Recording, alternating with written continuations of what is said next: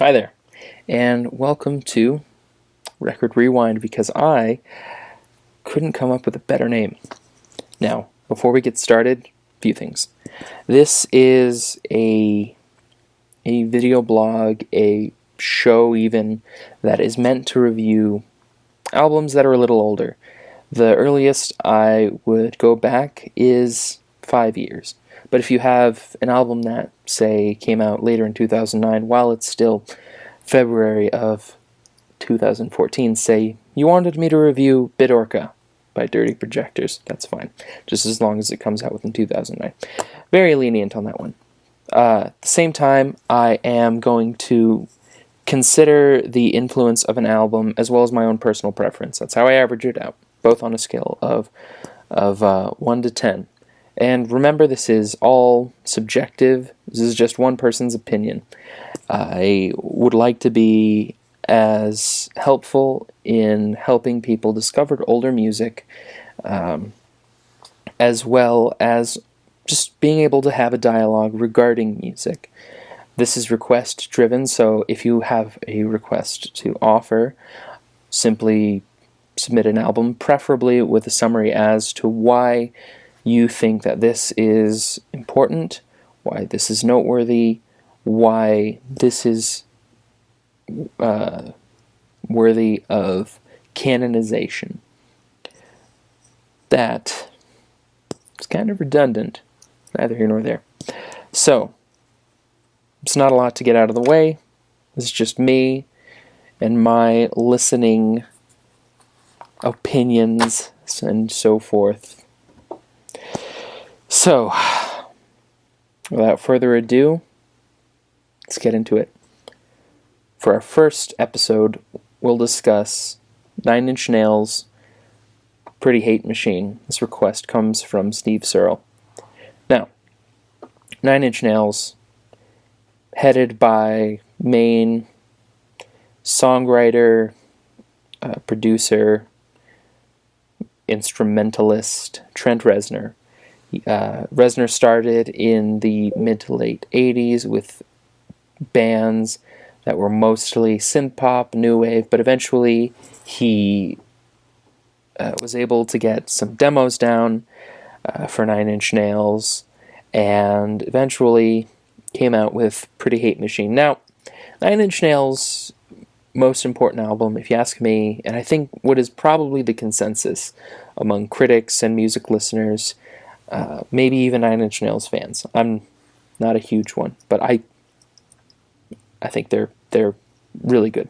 Is 1994's The Downward Spiral. Now that's definitely more of an album, but nonetheless, Pretty Hate Machine has plenty of merits and is probably my second favorite of Nine Inch Nails' discography. So you have Trent Reznor here, for the most part, doing everything on this album, and you see his influences. You see New Order, David Bowie, Kraftwerk, even The Cure, and as Reznor has said, like bands like The Cars. So one might expect something that's electropop, post-punk, maybe kind of sad or dreary, with a bit of some edge. And it's very different from that. This is New Order if everyone went very, very crazy and had all of this anger pent up inside them. This is Kraftwerk with thrashy guitars and pounding drums.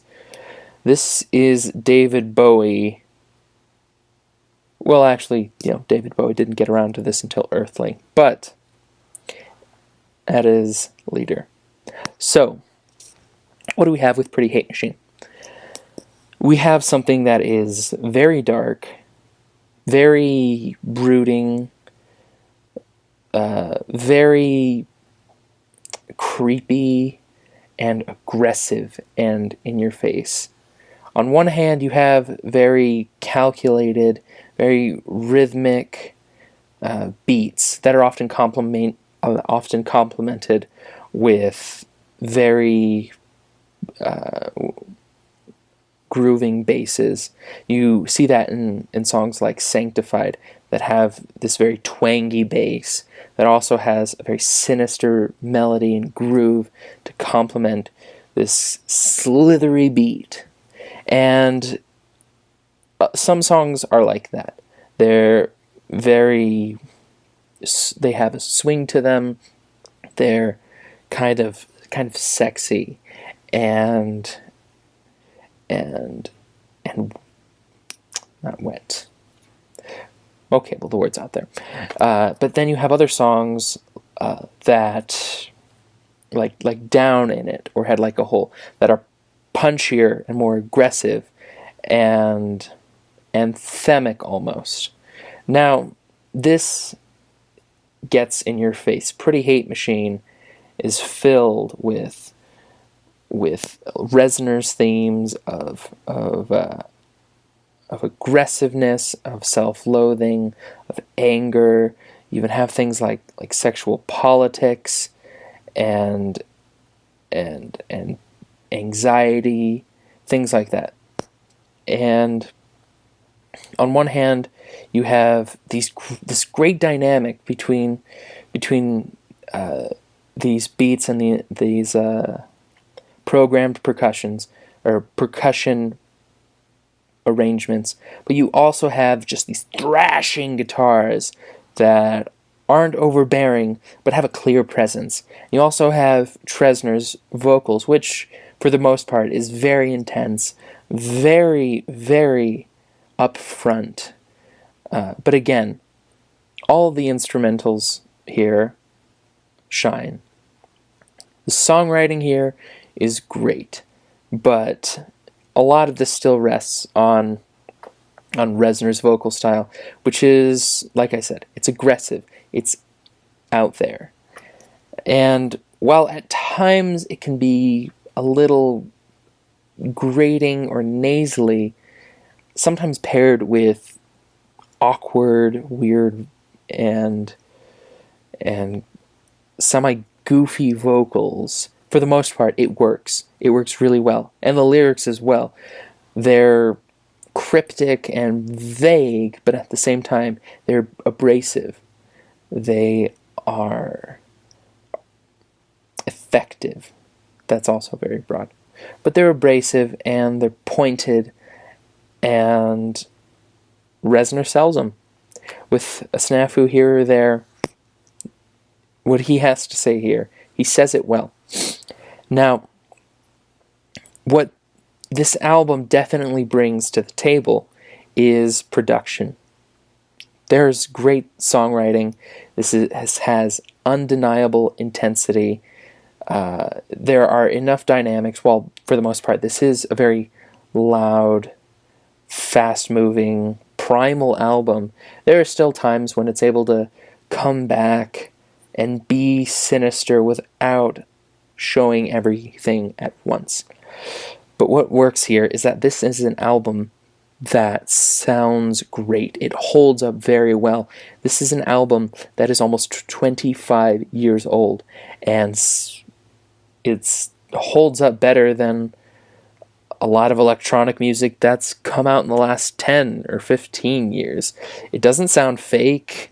It doesn't have, well, I mean, it's clear that there are artificial beats, but they're never distracting or so fake that it's a problem. The fact of the matter here is that this is an album that focuses on a sound that creates one track after another that hones this idea that contributes to the larger whole, which is the album, Pretty Hate Machine, obviously, which is also an incredibly apt title. Each song feels mechanical, but at the same time very visceral, which is perfect. And this is not a happy album. Hate is the operative word here. None of these songs are optimistic. They are bitter and filled with resentment. And Pretty Hate Machine takes its influences and turns up the the heat in a very big way. Now, this is an album that was able to go on to influence all kinds of bands. Some of them are closer to home. For Nine Inch Nails, for that very hard, abrasive sound. You have Tool, Korn, Filter, A Perfect Circle, but I would even argue bands like The Knife, or other groups that mix very eclectic instrumentation with an electronic, atmospheric bass. Now, so I've gone over the strengths. Great production, great songwriting. For a debut, the songwriting here is very realized, even if the sound is the focus. Reznor doesn't ever adhere to a strict formula. These songs have their own identities for the most part. What doesn't work in the album's favor as much is, like I've said, Reznor has some hiccups with his vocals and lyrics from time to time. The other big thing is that these songs almost work better individually. They all stand well enough on their own, but there is enough sameness that can be found in this album that it can be a bit tiring by the end. That being said, how important is this album? This is only 25 years, and you still have all kinds of bands popping up because of it.